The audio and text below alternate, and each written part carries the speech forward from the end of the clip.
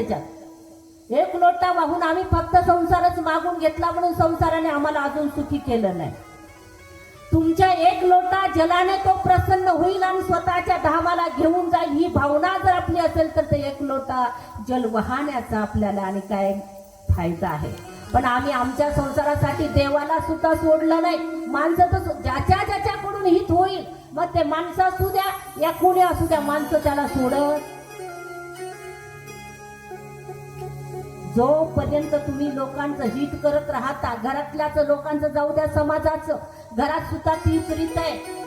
घरातली वृद्ध माणसं तोपर्यंत घरामध्ये असावी वाटतात जोपर्यंत तुमचे पोरं घेतील, तुमच्या पोराला सांभाळतील, शाळेत नेतील, घरात आणतील, झोका तरी देतील, रडा लागले तर थोडं जवळ तरी घेतील. एखादा म्हातारा माणूस बाजाला चिटकू द्या, फार कठीण अवस्था आहे. म्हणून जोपर्यंत आपला स्वार्थ पूर्ण होतो तोपर्यंत सुद्धा आम्ही देवाची भक्ती करतो. एकदा का स्वार्थ पूर्ण झाला की माणसा इतका स्वार्थी प्राणी दुसरा नाही. पुन्हा देव कुठं राहतो, कोणत्या मंदिरात राहतो, त्याच्याशी आमचा काही संबंध होता का, आणि त्याच्या कृपेने आम्हाला काय प्राप्त झालं, या सर्व गोष्टी माणसं विसरून जातात. आम्ही एवढे स्वार्थी आहोत. 10 दिवस गणपती बाप्पाचं प्रतिष्ठापन आम्ही करतो नाही का. काय काय आहे मग अलीकडे सजावटीवर, आणि त्याच्यापैकी आपला कार्यक्रम त्याच्यातला एक नमुना आहे असं म्हणा तुम्ही. सजावटीवरच भर आहे. देवाची भक्ती किती आहे ते फार अगदी कमी आहे, पण सजावट कशी आहे हे फार महत्वाचं आहे. गणपती घरात आणल्यानंतर काय त्या घराचं आणि मंदिर बनतं. त्याच गणपतीला 10 दिवस बसवल्यानंतर जेव्हा आम्हाला विसर्जन करायचंय, आम्ही विचार करत नाही अवघ्या शहराचं सांडपाणी. आता सांडपाण्यामध्ये तुम्हाला माहीतच आहे, नुसतं धुण्या भांड्याचंच पाणी आहे का आमचं? नाही ना म्हणाले, सगळंच आहे. मल विसर्जन आधी सगळ्या गोष्टी त्याच्यामध्ये, आणि त्याच्यामध्ये नेऊन मग गणपती बाप्पाला काय करायचं नाही म्हणाले. मग विसर्जन कुठं करावं, आणि तो मोठा ते काय तळ्यात मग ते बुडात बसतं, वरून गणपतीला टाकलं तर काय हरकत नाही का नाही. देव आशाने पावायचा नाही र.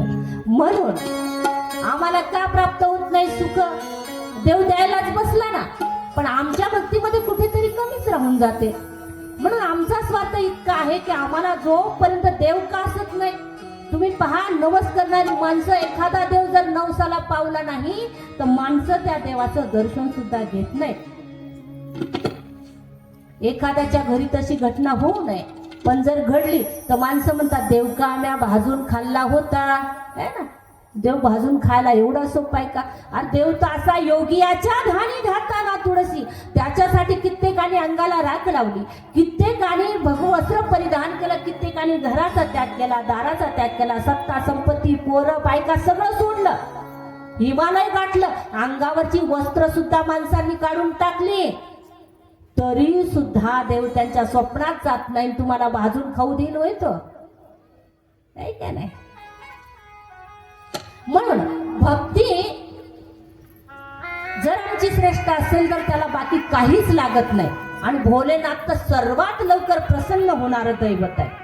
पण इथे व्यास म्हणतात तस्य प्रीतीर भवेत, त्याच्याबद्दल अंतःकरणामध्ये प्रीती नावाची नाही बघा,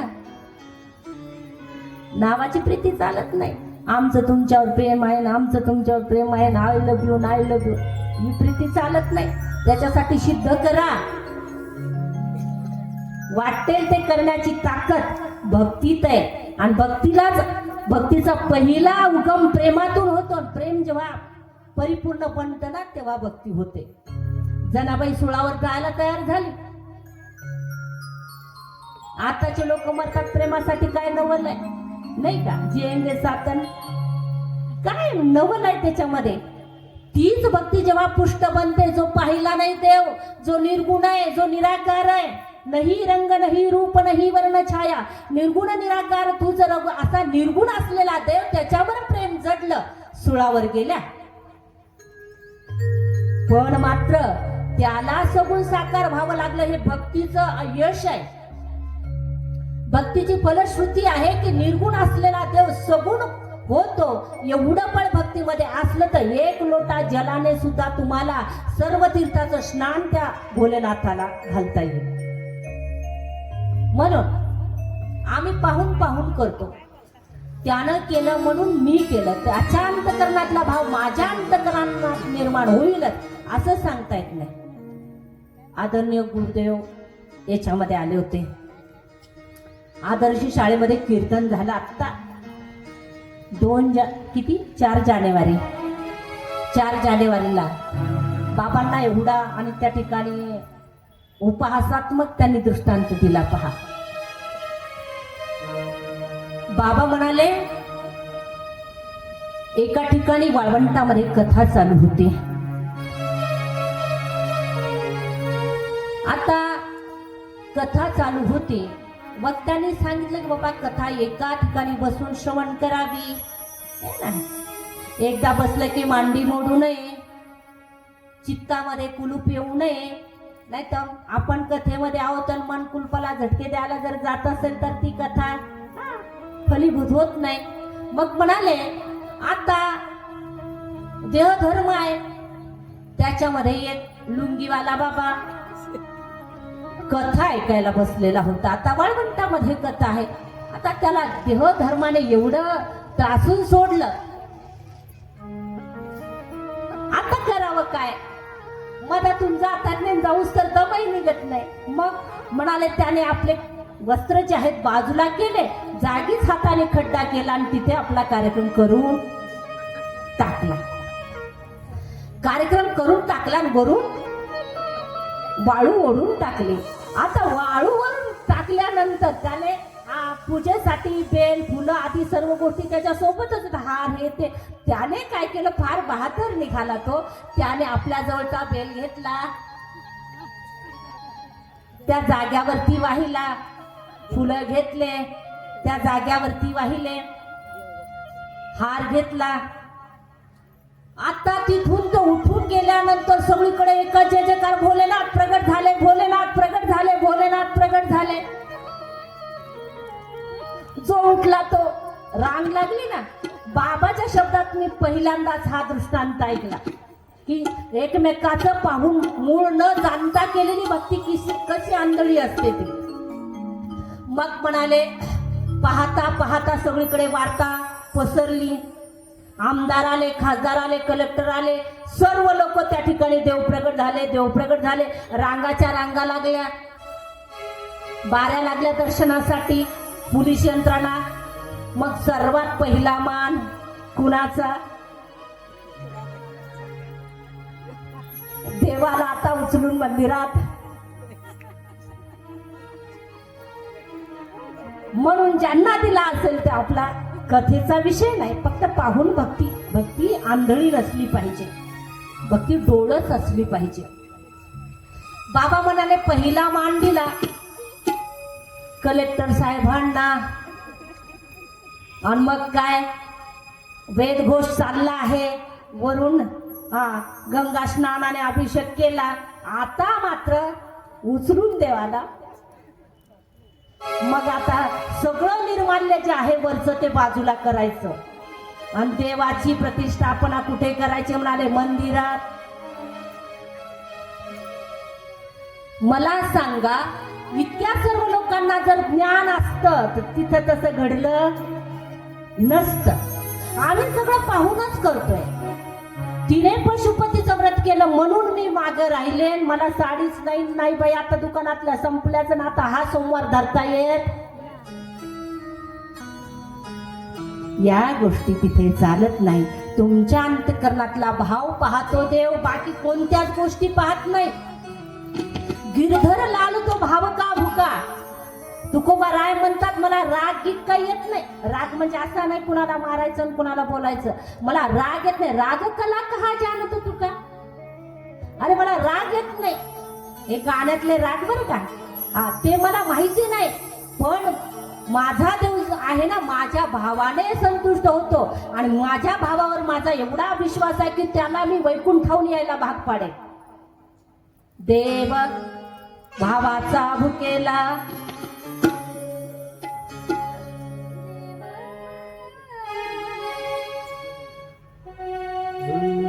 देव भावाचा भुकेला देव भावाचा भुकेला देव भावाचा भुकेला देव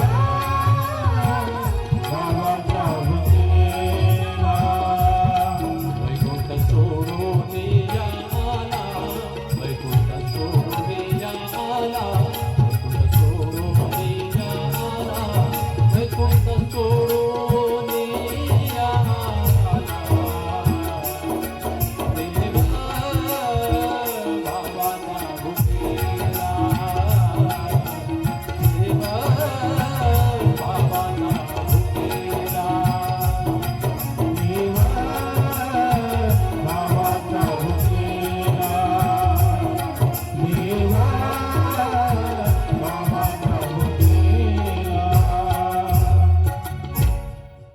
देवा भावाचा भुकेला देवा भावाचा भुकेला वैकुंठ सोडून आला वैकुंठ सोडून आला सोडून आला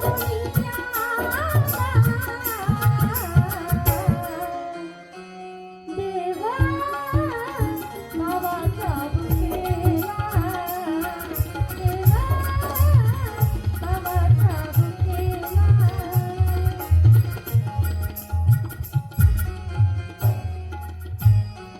देव भावाचा भुकेला वैकुंठ सोडून आला म्हणून देव भावाचा भुकेला आहे. म्हणून आपला भाव किती शुद्ध आहे हे फार महत्वाचे आहे. आम्ही किती श्रीमंत आहोत आणि आमची पूजा किती मोठी आहे हे महत्वाचं नाही. देवा कारणे भाव तस्मात देणे न लगे फारसे वित्त. देवाला आपल्या अंतकरणातला भाव पाहिजे. म्हणून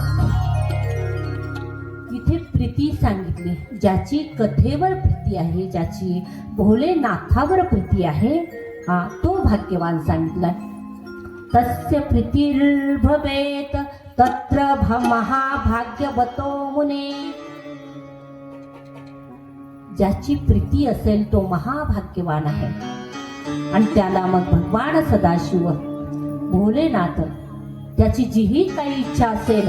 भोलेनाथ असं दैवत आहे की तुमच्या संसारिकही इच्छा पूर्ण करतात आणि तुमच्या पारमार्थिकही इच्छा पूर्ण करतात.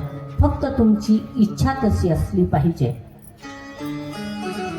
नाही म्हणाले आमच्याकडून कोणती साधना होत नसेल आमच्याकडून काही व्रत वैकल्य आदी करता येत नसेल तर मग त्या माणसाने कसं आणि त्या ठिकाणी भोलेनाथांचं प्रेम मिळवायची त्यांची प्रसन्नता कशी मिळवायची. तर सूत फार सुंदर म्हणतात. यच्छीव पुराणस्य कथा श्रवण मात्रतः किं ब्रवीमि कलं तस्य शिवश्चित्त समाश्रयेत. नुसतं श्रवण मात्राने चित्तामध्ये भगवान सांब सदाशिव महादेवाचं वास्तव्य होतं. एवढं श्रवणाचं फळ इथे सूत महाराज शौनकादी ऋषींना सांगतात. नुसतं श्रवणाचं असं फळ सांगितलं की तुम्ही आणि त्या ठिकाणी अनेक प्रकारचं दान जरी करत असाल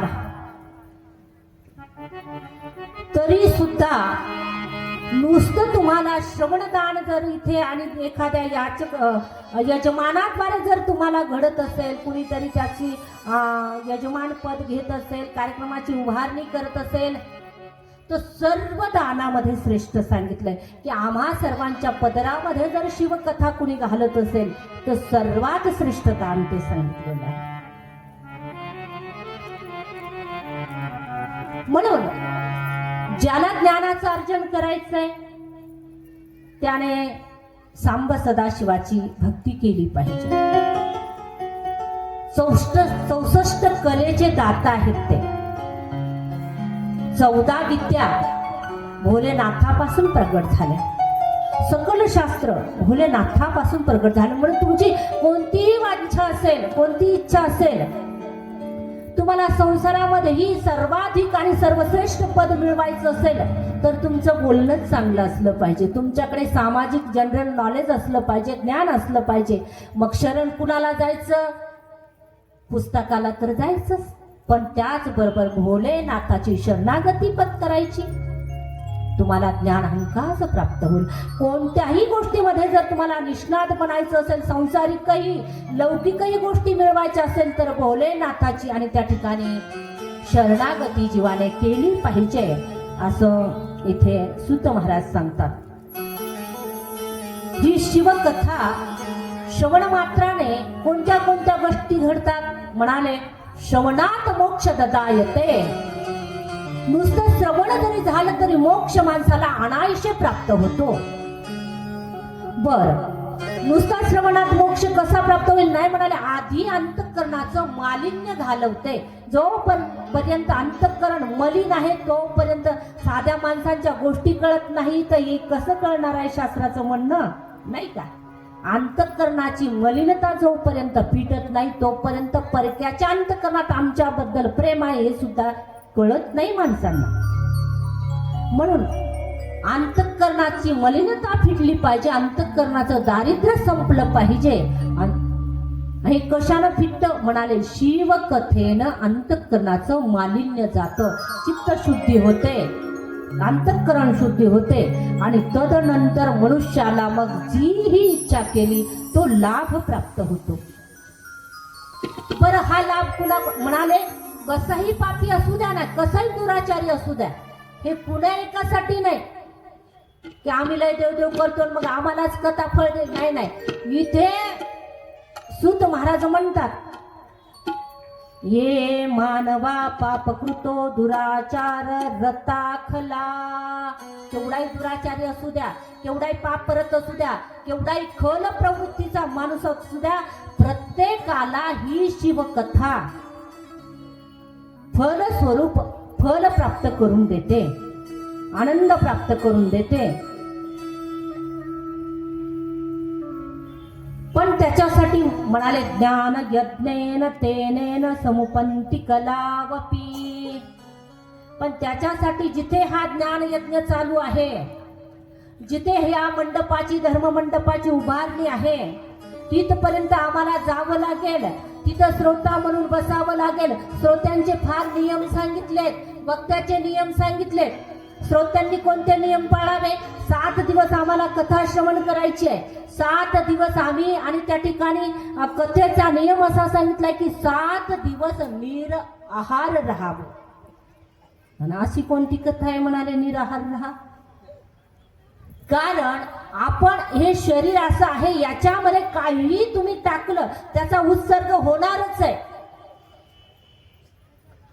असं नाही की एकदा जेवले की तुम्हाला 6 महिने बहिर दिशेला जायचं कामच नाही, असं आहे का.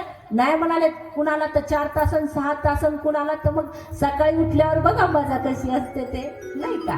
कारण त्याचा उत्सर्ग होणारच आहे. मग कथेमध्ये निराहार जर राहिला तर देहधर्म आपल्याला सतावणार नाही का. नाही, लघुशंका असेल, बहिर दिशेला जाणं असेल, या गोष्टी आपल्याला सतावू नये म्हणून निराहार राहायला सांगितलंय. आणि ते कसं काय जमणार आहे. शरीर रोगाचे भांडार, शरीर दुर्गंधीचे थार, आहे का नाही.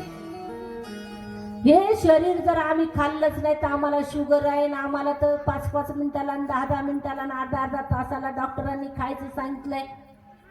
आणि कसं जमणार आहे. निराहार कसं राहायचंय. अरे अन्नमय प्राणाय या कलियुगामध्ये तुम्ही निराहार राहिला नाही, मग एक भुक्त राहा, एक वेळ खा. असं कसं जमल. आम्हाला तर आता ते हे आहे, बीपी आहे, शुगर आहे ना, आम्हाला तर बिस्किट संग घेऊन हिंडावं लागतं.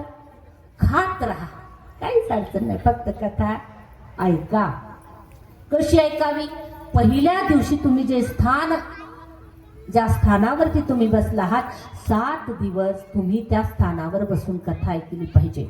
व्यासांची विशेष कृपा जर प्राप्त करायची असेल तर एक स्थानावरती बसून कथा ऐकली पाहिजे.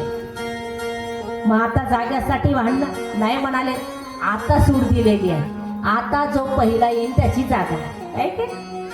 एका यष्टी थोडी आहे रुमाल टाकून ठेवला आणि मग पुढच्याची गचांडी धरली, आम्ही रुमाल टाकला होता ना. नाही नाही म्हणाली, जो पहिला येईल त्याची जागा. चला ठीक आहे, हरकत नाही. ब्रह्मचर्य व्रताचं पालन केलं पाहिजे. आता ब्रह्मचर्य आम्हाला तर 4-4 पोरं आहेत, आणि ब्रह्मचर्य कसं पाळायचं आता?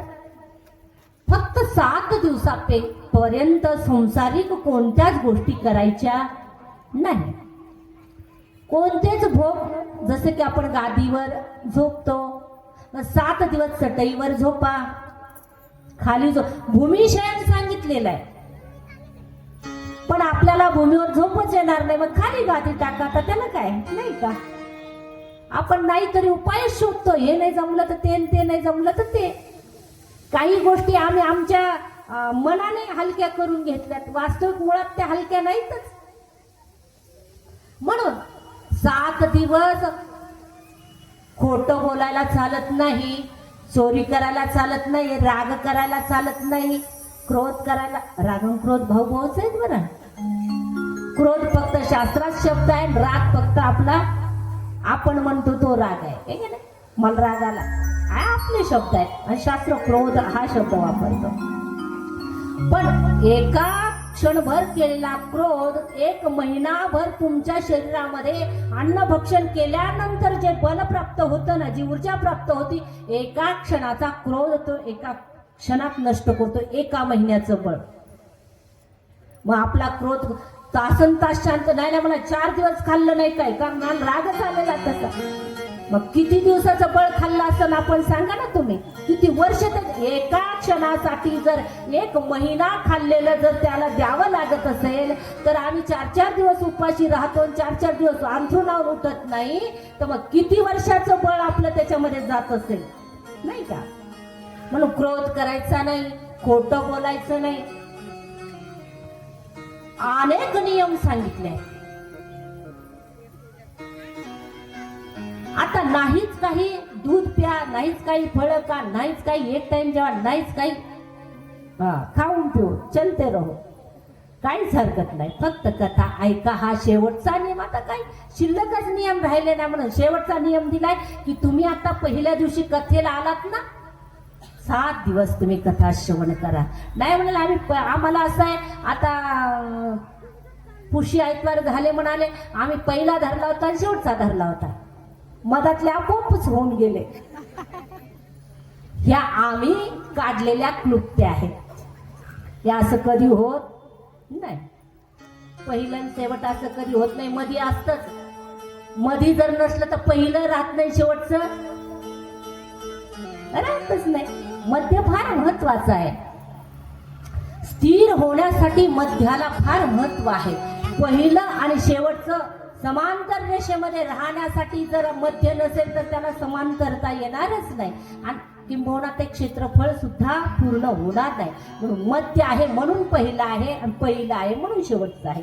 या तिघांचा संगम आहे. जसं उदक अग्नी धान्य झाल्याकडे पाक, एका विन एक कामानोये. नाही म्हणाले आमच्याकडे पाणी नाही, आमच्याकडं पीठ आहे, अग्नी आहे, आम्ही नेमकाच गॅस भरून आणला, पण आता नळ येऊन गेले ना, आम्ही तसंच आता स्वयंपाक करायचा. होईल स्वयंपाक? होणारच नाही.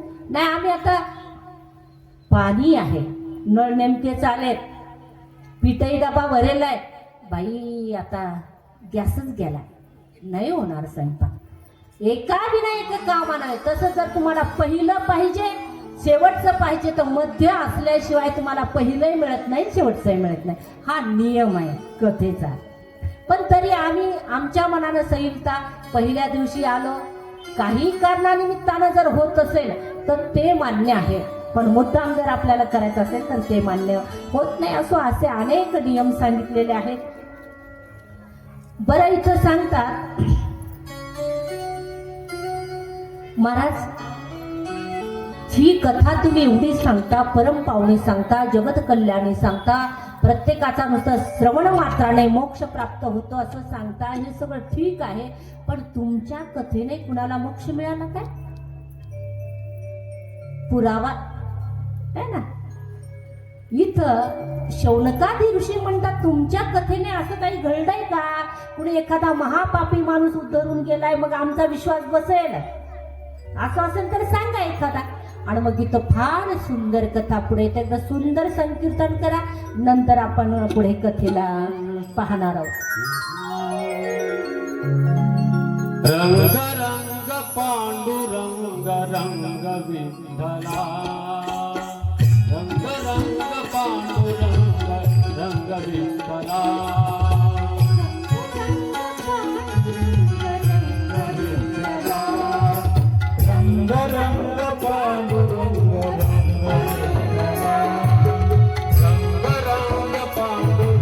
रंग विठ्ठला, रंग रंग पांडुरंग रंग विठ्ठला, रंग रंग पांडुरंग रंग विठ्ठला, रंग रंग पांडुरंग रंग विठ्ठला. रुक्मिणी समेता पंढरीनाथा, रुक्मिणी समेता पंढरीनाथा, रंग रंग पांडुरंग रंग विठ्ठला, रंग रंग पांडुरंग रंग विठ्ठला, रंग रंग पांडुरंग रंग विठ्ठला.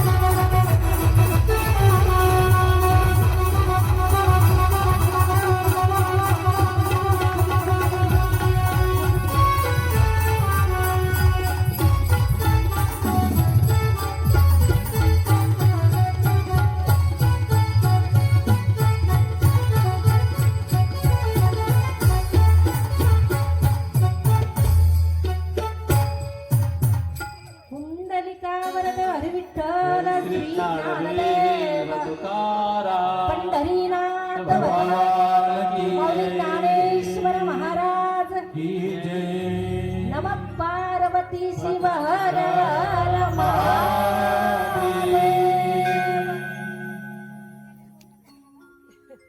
भजनामध्ये फार आनंद आहे.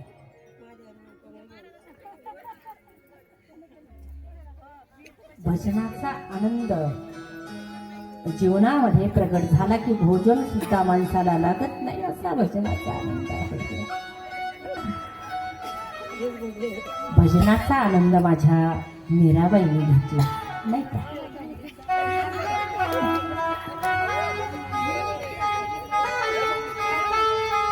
जगाची पर्वा केली नाही, ती माझ्याकडे पाहिलं आणि तो कोणी काहीतरी म्हणेल आणि कोणी काहीतरी म्हणेल, पर्वा केली नाही जगाची.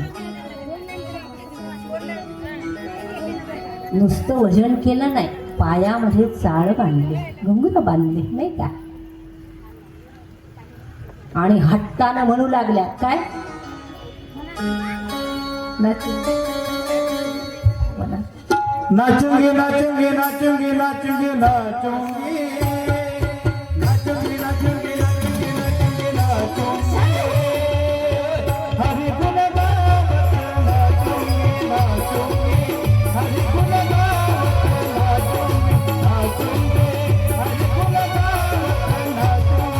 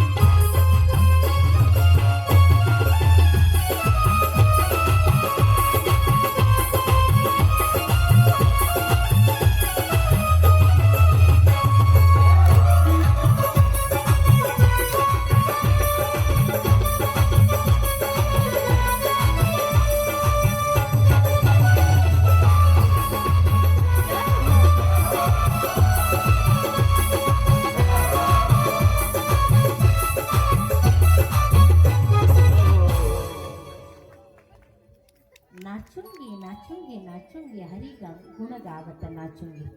आता तुम्हा सर्वांना सवय झाली म्हणून ठीक आहे, नाही तर पहिल्या आमच्यावर आरोप करायच्या बायका, त्यांना नाचायसाठी कथा ठेवतात तू म्हणाले ते, त्यांना काय, त्यांना त्यांच्या तुम्हाला नाही म्हणले काय, तुम्ही पाय हलके करून घ्यायचा ना जरा जरा नाही का. कथेचा आनंद आहे बरं.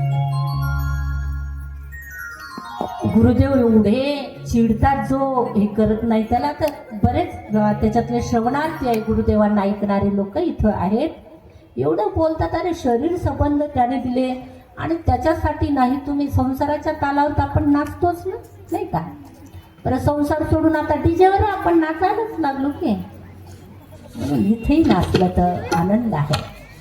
आपण बोलताना बोललोच की प्रत्येक कृतीचा अर्थ फक्त परमेश्वराशी लागला पाहिजे, प्रत्येक गोष्ट आनंद देत राहते. एक फार आणि आम्ही कितीही जर म्हटलं तर आम्ही मीराबाईची सर करणार आहोत का, होणारच नाही आमच्याकडून. मीराबाई त्या मीराबाईच आहे, पण आपण त्या पंथावर चालावं एवढं काय आपल्याकडून होतेच. आणि म्हणून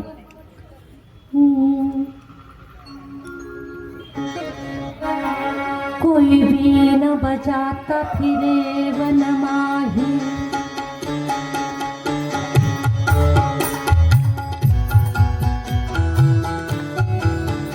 कोई भी न बजाता फिरे वन माही, पर सूरज जलता भाग कहा.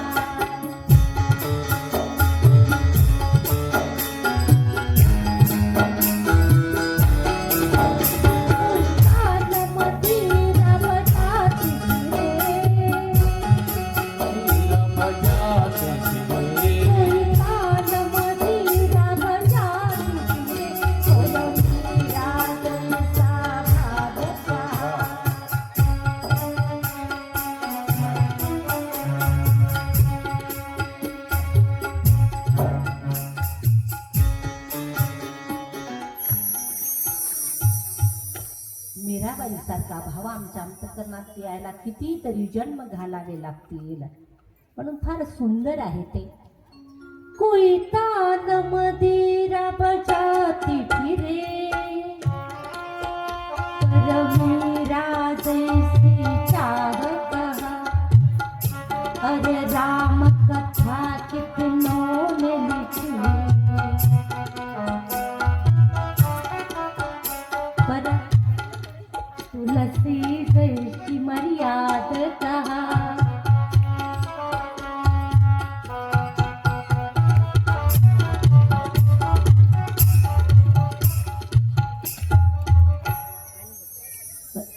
म्हणून भजनाचा आनंद घेत राहा. सुद्ध महाराज सांगतात, आशीत नावाचं नगर आहे, त्याला किरात नगर सुद्धा म्हणतात. तिथे एक ज्ञान दुर्बल ब्राह्मण राहतो. धन दुर्बल ऐकलं आपण, पण ज्ञान दुर्बल, ज्याला धर्माचं ज्ञान नाही, संस्कृतीचं ज्ञान नाही, एक नाही कसं वागावं त्याचं ज्ञान नाही, त्याला ज्ञान दुर्बल असं म्हणतात. फार सुंदर इथे आणि व्यासांनी फार सुंदर श्लोक दिलाय. हरी आसीत किरात नगरे ब्राह्मणो ज्ञान दुर्बल, दरिद्रो रस विक्रेता वेद धर्म परान्मुख. ज्याला वेद माहित नाही, ज्याला पुराण माहित नाही, ज्याला धर्म माहित नाही, ज्याला संस्कृती माहित, परान्मुख आहे असा ब्राह्मण तिथं राहतोय. तो काय करतो म्हणाले, तो रस विक्रेता आहे. म्हणजे रस माहित आहे ना तुम्हाला, रस किती प्रकारचे आहेत? अनेक प्रकारचे रस आहेत, पण मद्य रस आहे जो लोकांना बेभान करतो असा रस आहे. हा इथे मद्य हे नाव दिलं नसलं तरी रस विक्रेता असं सांगितलंय. तो रसाचा विक्रय करतो. धर्मशास्त्र सांगतो दूध विकायला रसजन्य जेही पदार्थ आहेत ते विकायला चालत नाही असं सांगतात. आणि सगळ्यात जास्त भाव त्यालाच आहे. आता आपल्याला भाव माहित नाही बरं. एका महाराजांनी भाव सांगण्याची पराकाष्ठा केली आणि त्यांच्यावर काय सांगावं तुम्हाला, हा फार समाज आहे तो. म्हणून तो रसविक्रेता आहे आणि ज्ञान दुर्बल आहे. संध्या स्नान परिभ्रष्टो वैश्यवृत्तीपरायण. वैश्यवृत्ती म्हणजे व्यवसाय करणारा, व्यवसायातून कसं धन प्राप्त होईल याचाच विचार करणारा. देवराज इति ख्यातो विश्वरत जनवंचक. जनवंचक जगाचं त्याचं कधी पटायचं, तो त्यांचं कसं वैचून घेता येईल धन, इतकाच फक्त संबंध त्याचा जगाशी होता. बाकी कशाच प्रकारचा त्याचा संबंध जगताशी नव्हता. असा देवराज धनाने उन्मत्त झाला. धनाचा संचय केला. घरी आई आहे, पिता आहेत, पत्नी आहे, सर्व धर्माचरण करणारे आहे, पण हा धर्माच्या विरुद्ध वागणारा माणूस आहे. ते नगरही तसं सांगितलं, नगरातली सर्व लोक तेनेप्रमाणे वर्तन करणारे आहेत. त्याच्यामुळे जैसा देश वैसा भेस, तेनेप्रमाणे हा देवराज सुद्धा पथभ्रष्ट झाला, धर्मभ्रष्ट झाला. आई बापाला मारू लागला, पत्नीला मारू लागला. घरामध्ये एवढा कलह प्रिय होता तो. घरात पाय, दारात पाय, की हे असं केलं नाही, ते तसं केलं नाही, असं व्हायला पाहिजे होतं, तसं व्हायला पाहिजे होतं. येन प्रकारे घरात त्याला आणि त्या ठिकाणी कलह आवडू लागला. माझ्यासारखा दुसरा कुणीच नाही या भावनेला तो आणि त्या ठिकाणी प्रतिष्ठित झाला. त्या भावनेचा न्यूनगंड त्याच्या अंतःकरणामध्ये निर्माण झाला. तो आईला मानायला तयार नाही आणि बापाला सुद्धा मानायला तयार नाही. धर्मपत्नी, पत्नीला धर्मपत्नी म्हटलंय, नाव फार सुंदर आहे, धर्मपत्नी, नाही का? आता धर्म किती विस्तीर्ण आहे, धर्माचा जर विचार केला तर आपल्याला कथाच पाहता येणार नाही. पत्नीला सुद्धा करिता वधवरा पाणी ग्रहण, देवद्विज आणि हुताशन. है ना? ज्ञानेश्वरीमध्ये ज्ञानोबा सांगतात, अन्यदारा माते समान, स्वदारा गमन नेमिले वेदे. धर्म ह्या त्याही पलीकडे जिने सर्वस्वाचा त्याग करून आपल्यासाठी तिने सर्वस्वाचा त्याग केला, सर्वस्वाला तिलांजली दिली, सर्वस्वाचा बली दिला आणि ती आपल्यासाठी इथे आली म्हणल्यावर तिचं सर्व निर्वाहन करणे त्या पुरुषाचा धर्म आहे. म्हणून तिला धर्मपत्नी असं म्हटलंय, तिला लक्ष्मी म्हटलंय, हे का नाही? सोन्याच्या पाऊलान कोणती म्हणाली? घरातली नाही. मग काही बायका म्हणतात मी आल्यापासून चांगलं झालं, पहिलं काहीच नव्हतं यांच्या घरी, माझा पाऊल माझे पाय म्हणून चांगले लागले, माझे पाय सोन्याच्या पाऊलानं महालक्ष्मी आली. म्हणून तिला लक्ष्मीचा दर्जा दिला आहे. पण याला पत्नीकडे ना जननी आई जननी जन्मभूमिश्च स्वर्गादपि गरीयसी. जननी आणि जन्मभूमी एवढी वंदनीय आहे की म्हणून या जन्मभूमीसाठी अनेक सीमेवर जर पाहिले तर जवान हसता हसता गोळीचा मारा हृदयावर घेतात, जन्मभूमीवर प्रेम करतात. म्हणून धर्मशास्त्राने सांगितलं, जननी जन्मभूमिश्च स्वर्गादपि गरीयसी. स्वर्गापेक्षाही सुंदर आहे, स्वर्गापेक्षा श्रेष्ठ आहे जननी आणि जन्मभूमी. म्हणून त्याच्यासाठी सर्वस्व बलिदान करण्याची ताकद ज्याच्यामध्ये आहे त्याला धर्म कळला.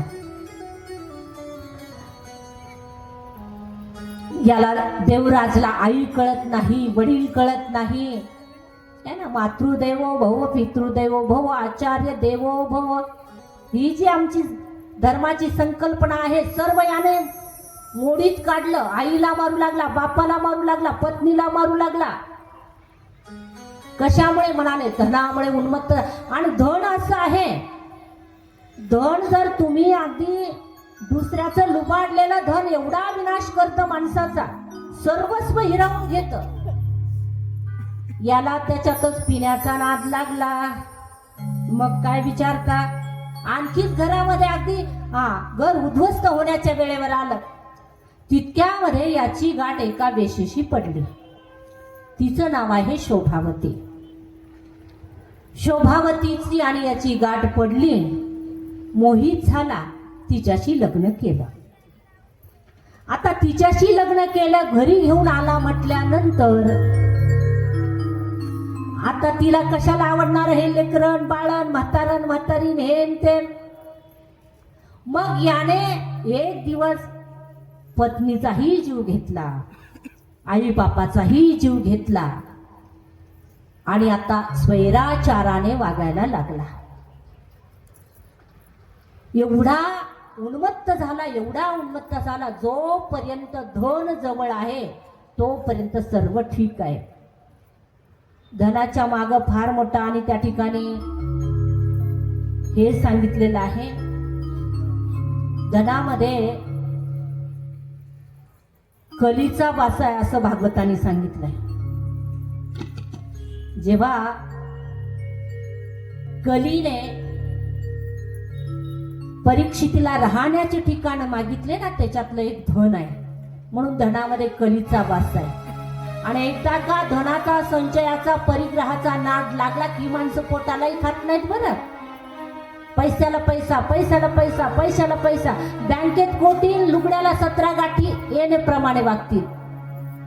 आता हे आमच्या शिरसाट ताई राहतात त्या घराचे मालक,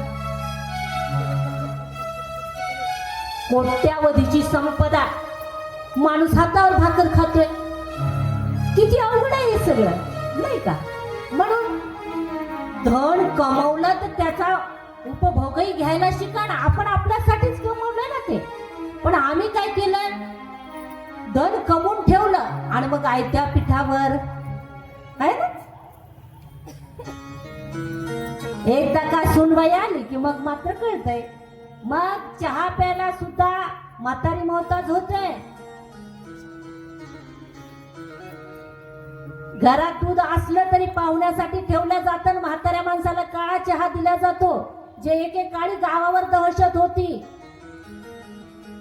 गावचा पाटील होता, त्याच्या शब्दाला एवढा मान होता. पाटील म्हणेल ती पूर्व दिशा. त्या पाटलाला काळा चहा प्यावा लागतो. पाटीलही तसा गुन्हाचाच. दारिद्र्य रेषेखाली पहिलं नाव लिहून घेतलं नाही का. पंचायत समितीमध्ये सगळ्या रांगा ह्यांच्याच आहे. कुणाचे 20 एकर, कुणाचे 50 एकर, हेच लोक सगळे त्याच्यात आहेत. निराधार निराधार निराधार. आता हातानच निराधार झाल्यावर घरातले लोक करणार नाहीत का. म्हणून धनाचा संचय करू नका असं म्हटलंच नाही.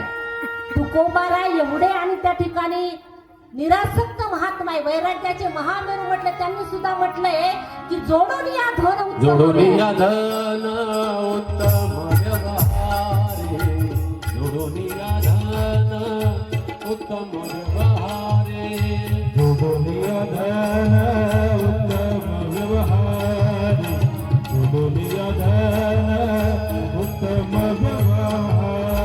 उदास विचारे वेद परी, उदास विचारे वेद परी, जोडून या धन उत्तम व्यवहारे, जोडून या धन उत्तम व्यवहारे. जोडून या धन उत्तम व्यवहारे, जोडून या धन उत्तम व्यवहारे, जोडून या धन उत्तम व्यवहारे. जोडून या धन उत्तम व्यवहारे, उदास विचार वेच करे. केलेल्या कमाईतलं दान घडलं पाहिजे. लक्ष्मी शुद्ध दानानेच होते, दुसरं कशानेच होत नाही. लक्ष्मी चिरकाळ आपल्या घरी टिकावी असं जर वाटत असेल तर आपल्याकडून दान घडलं पाहिजे. तुम्ही पहा मारवाडी बांधव पिढ्यानपिढ्या श्रीमंत आहेत ती माणसं. त्याला कारणच आहे दानाचं महत्व त्यांना माहित आहे. दान देणं मारवाडी समाजाला जेवढं जमतं तेवढं आपल्या लोकांना जमत नाही. आपण म्हणतो आम्ही एवढ्या कष्टाने कमवलं, ते द्यायसाठी कमवलं काय. नाही दिलं तरी ते जाणारच आहे. कुणाचं दवाखान्यात जाईल, कुणाचं विपत्तीमध्ये जाईल, कुणी चोर नेतील. जी लक्ष्मी कधी स्थिर नाही. 10 चंचल गोष्टी सांगितल्या त्याच्यात लक्ष्मीचा एक क्रमांक आहे.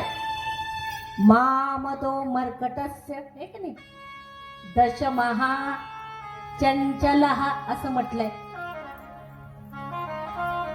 मद काय मनो मधु करो मेघो, हे ना असं आहे ते. 10 मकार सांगितले. म आद्या अक्षराने सुरू होणारे 10 मकार आहेत ते चंचल आहेत. मग लक्ष्मी जर स्थिरावायची असेल तर असं म्हणतात दुसऱ्यावर अन्याय करून जर धन प्राप्त करत असेल तर ते धन फक्त 10 वर्ष आमच्या घरी राहतं. 11व्या वर्षी ते धन जे आहे ते आमचं घर सोडून जातं. इथे चाणक्य फार सुंदर म्हणतात, हरी अन्यया उपार्जितं वित्तं 10 वर्षाणि तिष्ठति, प्राप्ते च 11 वर्षे समूल तद विनश्यति. 11वं वर्ष लागलं की ते धन नष्ट होतं.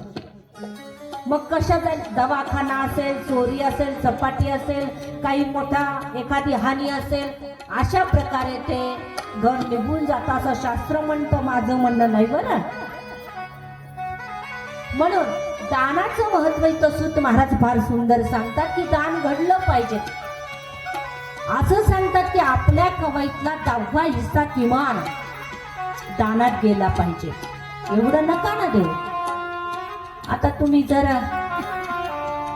10 रुपये कमवत असाल, 1 रुपया जर द्यायचा म्हणलं तर 9 रुपयात काहीच येत नाही. आता काय का नाही, नवाची चिल्लरच मिळत नाही ते.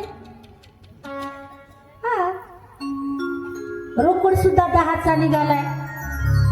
म्हणून 10त काहीच. तुम्ही 100 कमवत असाल तर 10 नाही म्हणाले, ओ 100 रुपयात काहीच येत नाही. आता 1 लिटर तेल घ्यायचं म्हटलं तरी 100 रुपयात. पण तुम्ही लाखो करोडो कमवत असाल, नका देऊ 10वा हिस्सा. काहीला आता समजा लाख रुपये महिना, एका महिन्याचा 10वा हिस्सा दिला तरी जाऊ द्या, एका दिवसाचा 10वा हिस्सा एखाद्याला 5,000 रुपये पगार आहे, म्हणजे प्रति दिवशी पडतो, मग त्याने एका दिवसाचा 10वा हिस्सा दिला तरी चालतो. धर्म कार्यामध्ये दिलं पाहिजे. म्हणून दानाची महती विशेषत्वाने सांगितलं. दानामध्ये एवढी ताकद आहे. देव ऋणी जर कशाने होत असेल, फक्त दानाने देव ऋणी होतो. बाकी देव तुमच्या कोणत्याच साधनाने ऋणी होत नाही. पण दानामध्ये एवढी ताकद आहे. दान केलं बलीनं, 3 पावलं जागा दिली देवाला. त्याचा परिणाम असा झाला की देवाला द्वार पालतो. जो देव कुणाच्या स्वप्नात जात नाही. ज्या देवासाठी अनेक ऋषी मुनींनी काय सांगावं तुम्हाला, स्वतःला अंगावर वस्त्र घेतले नाही आणि ऊर्ध्व दृष्टी करून एका पायावर उभे, अंगावरती पाखरं चोचा मारतात. ते पाखराला आनंदानं सांगतात, हरी कागा सबतन खैयो, चून चून खावो मास, दो नैना छांड दियो, प्रभू मिलन कियास. कावळ्या, सगळं शरीर खाल्लं तरी चालेल, पण अजून देव भेटला नाही रे. 2 डोळे मात्र सोड. एवढं सगळं जीवन घातलं तरी देव भेटला नाही. असा देव तुम्ही दान केल्यामुळे ऋणी होतो. दान बलीनं केलं, असा कुणाच्या स्वप्नात न जाणारा देव द्वारपाल झाला. म्हणून दानाचं विशेष महत्व आमच्या धर्मसंस्कृतीने वर्णन केलं. आणि सुतजी महाराज दानाचे प्रकार सांगतात. सर्वांमध्ये श्रेष्ठ काय असेल तर म्हणाले विद्यादान आहे. अन्नदान क्षणिक तृप्ती देतं, पण तरी सुद्धा मग अन्नदानाचं सर्वश्रेष्ठ महत्व काय. आता आपण सप्ताहामध्ये पंगती घेतली, ते दान केलं. मग तुमचं आता ही लोक सर्वजण भोजन करणार आहे, त्याच्यातून ऊर्जा निर्माण झाली, त्याच्याद्वारे घडलेलं भजन, त्या भजनाचं काही अंशी पुण्य तुमच्या वाट्याला जातं. म्हणून भोजन म्हणजे अर्थात अन्नदानाचं महात्म्य अधिक सांगितलेलं आहे. मग अन्नदान कुठं करावं. तीर्थक्षेत्रावर अन्नदान घडलं पाहिजे. जिथे भजनाच्या व्यतिरिक्त दुसरे विषयच होत नाही, अशा ठिकाणी अन्नदान घडलं पाहिजे. आपण अन्नदान तिथे करतो ज्यांना भूकच नाही. अन्नदान तिथं झालं पाहिजे ज्याला तुमच्या अन्नाची गरज आहे. अशा ठिकाणी जर अन्नदान झालं तर ते सर्वश्रेष्ठ दान ठरतं. अरे पण आम्ही अन्नदान त्याला करतो जो आमच्या पंक्तीमध्ये बसण्याच्या लायकीचा आहे का नाही. पंक्तीमध्ये शोभला पाहिजेत ना तो. एखादा जर गरीब गुरु अंगावर कपडे फाटके नाही, तिकडं इथं कुठं, इकडं तिकडं तिकडं आहे का. ज्याला भूक आहे त्याला दान आम्ही करत नाही. ज्याला भूक नाही त्याच्या पुढे ढिगार लावलेत. तुम्ही पाहिलं भंडाऱ्यात सुद्धा, वास्तविक भंडारा हा प्रसाद आहे. कणाकणात भगवंताचं अस्तित्व आहे. भंडाराच त्याला म्हणतात. नुसता भंडारा म्हणत नाही, त्याला महाप्रसाद म्हटलेला आहे. एक कण सुद्धा वायाला जाऊ देऊ नये, या प्रसादासाठी देव मासे झाले. पण तो प्रसाद मला सांगा, मी तर माझं पाहतेच, पण शेजारणीचा डबा आहे का नाही. घरी गेलेला प्रसाद ना मी खात नाही, शेजारी नेत नाही. दुसऱ्या दिवशी त्याला नालीत म्हणा कुठेतरी आम्ही टाकून देतो, आहे का नाही. आम्हाला मूल्य नाही त्या गोष्टीचं, आम्हाला माहिती नाही, जाणीव नाही. आम्ही ज्या गजाननावर अविरत प्रेम करतो, दर 8 दिवसाला भंडारे होतात माझ्या गजाननाच्या नावाने. नाही म्हणाले गजाननाला बेसन भाकरच आवडते, पंचपक्वान चालतच नाही त्याला. अरे त्या कौराजवळ त्याला बायको नव्हती स्वतःची, भाऊजाईकडून करून घ्यायचं होतं. मग भाऊजाईला जर म्हटलं असतं पंचपक्वान द्या तर दिलं असतं का आनंदानं. बेसन सगळ्यात सोपा मेनू आहे बेसन. पाहुणे नुसते पाय धुस तर बेसन तयार होतंय, आहे का नाही. आणि म्हणून त्या कवरानं बेसन भाकरीचा नैवेद्य बाबाला आणला. मग आमचं असं आहे, परंपरा अशी आम्ही धरली की आमच्या बाबाला दुसरं काही चालत. कसं आहे हे. नाही म्हणाले प्रसाद आहे ना तो. अरे ज्याची जशी धर्मशास्त्राने असं सांगितलंय, तुमच्या जवळ ऐश्वर संपन्न आहात, तुम्ही सोन्याच्या ताटामध्ये देवाला भोग लावा. तुमची जशी कुवत असेल ना तेनेप्रमाणे तुमच्या भक्तीचं प्रदर्शन झालं पाहिजे. बाह्य अंग भक्ती ही प्रदर्शनात्मकच असते. तुमची लायकी नाही ना मातीच्या पात्रात लावा, लायकी नाही ना पात्रावर ठेवा, झाडाचं पान तोडा आणि त्याच्यावर ठेवा. म्हणजे आमचं ऐश्वर संपन्नता आम्हाला जिथे जिथे दाखवायची तिथे आम्ही कृपणता करतो. म्हणून असू द्या बेसन भाकरी कसत नाही, दर 8 दिवसाला भांडार आहे. पण मला सांगा, नाही बाई आजचं बेसन तिखटच झालं ना, आम्ही इतकं तिखट खात नाही ना, आज जास्तच तेल पडलं होतं, मी पोळीच भाजली नाही, मी काट तर कधी खातच नाही. अरे प्रसाद आहे ना तो. नाही बाई आपण काट खात नाही. बरं प्रसाद कळलाय का आपल्याला? ज्या गजाननानं प्रगट झाल्याबरोबर उष्ट्या पत्रावळीवरचे शीत वेचून खाल्ले, अन्नम ब्रह्मेती ही जगाला जाणीव करून दिली, त्या गजाननाचे उपासक आहोत आम्ही. पारायण घालतो आम्ही, कुणाचे 100 झाले, कुणाचे 1000 झाले, दिवसाकाठी पारायण आहेत आमचे. कळले गजानन आम्हाला? जर आमच्या पात्रावर जर अन्न शिल्लक राहत असेल तर गजानन आम्हाला कळले नाही हे आमच्या कृतीतून आम्ही सिद्ध करून देतो. दान तेव्हा श्रेष्ठ ठरतं. ते दान त्या दात्याने फार मोठ्या भावनेने केलेलं असतं. आणि ते दान जर तुम्ही असं फेकून देत असाल, कुठे याच्यामध्ये टाकत असाल ना, आपण तर पापाचे भागीदारच आहोत, पण समोरच्याला सुद्धा पुण्य आम्ही होऊ देत नाही. म्हणून दान तिथं केलं पाहिजे. महाक्षेत्रावरती दान तिथं केलं पाहिजे. कुठे कथा कीर्तन आदी गोष्टी आहेत, कुठे जे माणसं 4-4 दिवस जेवले नाही अशा ठिकाणी दान झालं पाहिजे. तुम्ही पहा, ज्याने 4 दिवसाचा जो उपास आहे त्याच्या पात्रावर तो पात्र खायचा शिल्लक राहतो. फक्त चाटून पुसून खाणं ज्याला म्हणतो ना, ज्याने कधीच खाल्लं नाही तोच खाऊ शकतो. आपल्यासारखी माणसं, आता आमच्या सगळ्या मंडळाला सुद्धा माझा धाक वाटायला लागला की आम्ही पात्रावर काही ठेवत नाही. मी सर्वात पहिला आरंभ केला गजानन कथेला, पण मला गजाननाची कृपा अशी झाली की मी तेव्हापासून असं व्रत धारण केलं की पात्रात कसंही येऊ द्या. आज भाग्याने भगवंताने जेही वाढून दिलं असेल, परमार्थ दुसऱ्याला सांगण्यासाठी नसतो, परमार्थ हा जगता आला पाहिजे. जेही माझ्या घरातही विचारा, मी जिथे जात असेल तिथेही विचारा, आज जे माझ्या पात्रावर माझ्या भाग्याने जे मिळालं, मग ते कच्चं असेल, जसं असेल तसं, पण मी कधीच पात्रात काही ठेवत नाही. माझे आई वडील सुद्धा पात्र धुवून, मी नेहमी माझ्या आई वडिलांना पाहिलंय की त्यांनी ताट धुवून पाणी पिलेले आहे.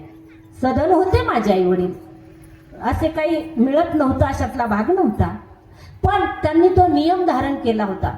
माणसं मेल्यानंतर काही सोडतात. मी माझी आई मेल्यापासून, आईचं निधन झाल्यापासून डोक्यावर पदर काही सोडायचं नाही म्हटलं, पण माझ्या आईने कधी पदरच पडू दिला नाही. मी पदर घ्यायला लागले डोक्यावर. चांगल्या गोष्टीचं अनुकरण करावं लागतं. परंपरा पाळायची असेल ना, अनुकरणे असेल, गुरु शिष्य परंपरा, नुसते आम्ही त्यांचे शिष्य आहोत, आम्ही ते आमचे गुरु, नाही. परंपरा कळते का आपल्याला? परंपरा कळली पाहिजे. म्हणून अनुकरणीय आहेत आमच्या परंपरा, अनुकरणीय आहेत आमच्या मायबापांचे संस्कार, आणि अनुकरणीय आहे आमच्या धर्मशास्त्राचं म्हणणं. म्हणून धर्मशास्त्राने अन्नाला परब्रह्म म्हटलंय. इथे सूत महाराज दानाचं महत्व सांगतात, त्याच्यामध्ये अन्नदान सर्वात पहिलं घातलं त्यांनी. हरी अन्नदानम महादानम विद्यादानम ततोधिकम. अन्नदानापेक्षा विद्यादान श्रेष्ठ आहे. अन्नेन क्षणिका तृप्ती यावत् जीवच्च विद्ययाः. अन्नदानाने क्षणभर तृप्ती होते, पण जीवनभर नव्हे, जन्म जन्मांतरी. एखाद्याकडून सद्गुण जर प्राप्त झाला असेल, नुसता एका जीवनापुरता नसतो, एका जन्मापुरता नाही, जन्म जन्मांतरापर्यंत ते संस्कार घेऊन जातात. मग सर्वात श्रेष्ठ आहे विद्यादान. म्हणून दानाचं महत्व सांगितलं. आम्ही दान करतो, पण त्या ठिकाणी आमचं जर एखाद्यात असंही आता अनुभव आहेत बरं का, एखाद्याचं नाव पावती एखाद्याची गिऱ्हाईक जाऊ नये. एक आत्ता यंदाचा अनुभव आहे. एका सज्जन माऊलीची पावती. आता लिहिणाऱ्याची दुर्बलता आहे ती. आता लिहिणारा ज्याच्या हातात पावती बुक गेलं तो लिहायला लागतो. मग ते 2 पानं असतात, एक पान आपल्याकडे ठेवायचं आणि एक पान दुसऱ्याला द्यायचं, ज्याचा जो दाता आहे त्याला.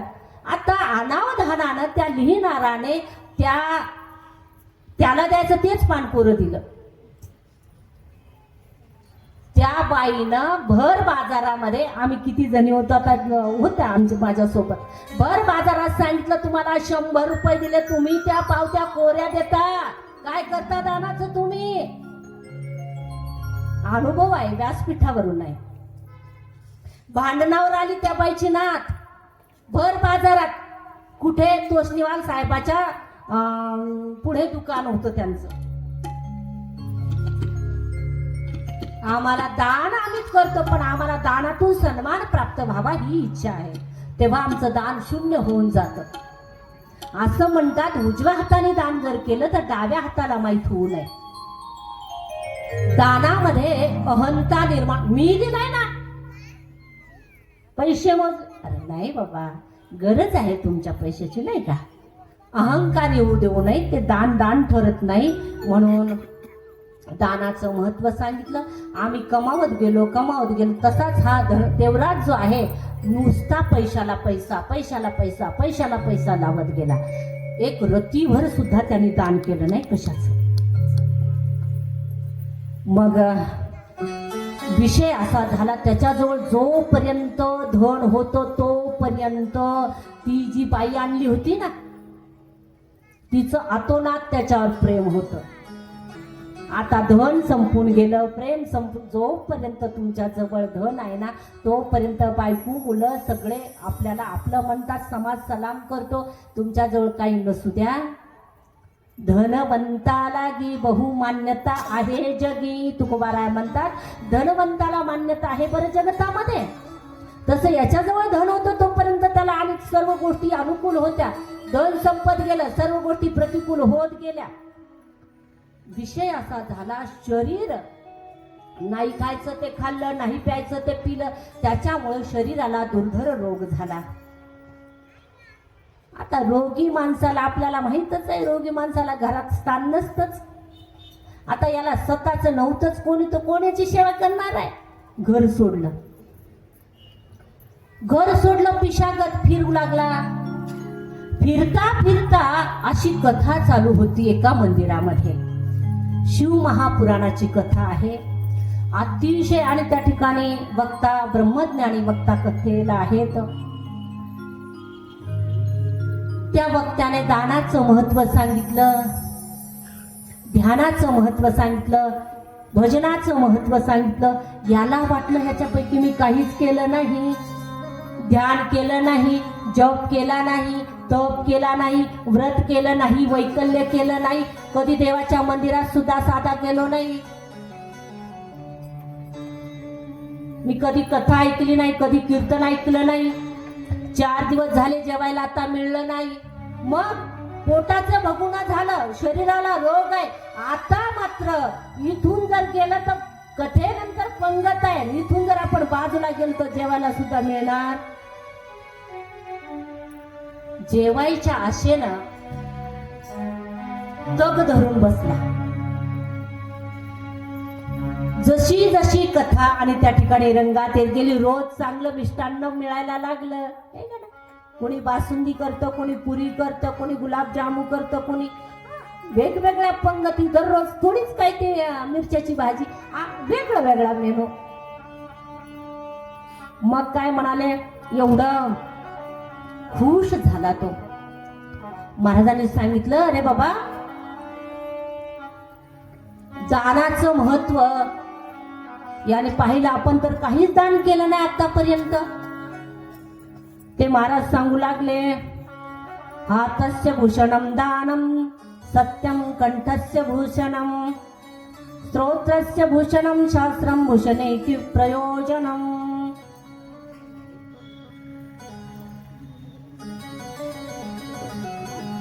हात तेव्हा श्रेष्ठ आहेत जेव्हा ते दान देतील तेव्हा. कंठ तेव्हा श्रेष्ठ आहे भगवंताचं नाव घेत असेल तेव्हा.